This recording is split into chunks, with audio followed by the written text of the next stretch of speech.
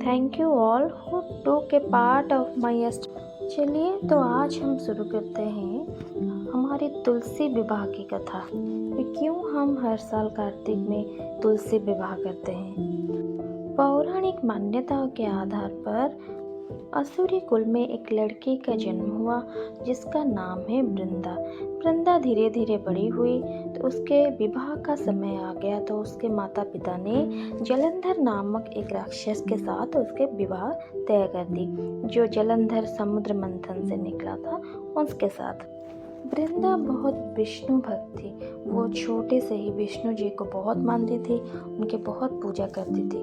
उसके साथ साथ वो एक पतिव्रता नारी भी थी।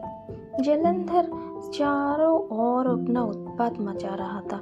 वो देवताओं के साथ युद्ध करता रहता था और सभी जगह से विजयी होकर लौट रहा था, और उसके पीछे का कारण थी उनकी पत्नी वृंदा की निष्ठा और पतिव्रतापन। एक दिन वो देवलोक पहुंच गई और सारे देवताओं को वहां से बाहर निकाल दिया और वहां भी उत्पात मचाने लगी।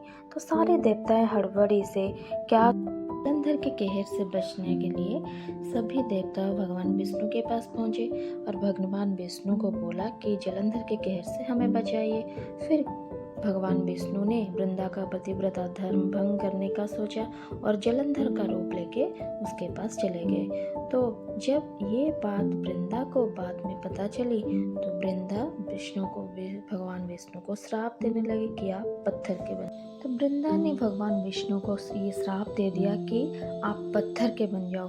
तो भगवान के विष्णु का एक रूप है सालग्राम, जिसे हम पूजा करते हैं सालग्राम के रूप में, वो भी भगवान विष्णु के ही रूप है एक। और वृंदा तो भगवान विष्णु की बहुत बड़ी भक्त थी, इसीलिए भगवान विष्णु ने वृंदा से कहा कि तुम्हें भी कभी मुझसे विवाह करने की इच्छा थी तो अगले जन्म में तुम तुलसी के रूप में और मैं सालग्राम के रूप में होंगी, तो हम दोनों का विवाह उसी समय ही होगा। तो इसीलिए हम कार्तिक मास के ये एकादशी के दिन हर साल तुलसी के विवाह सालग्राम जी से करते हैं।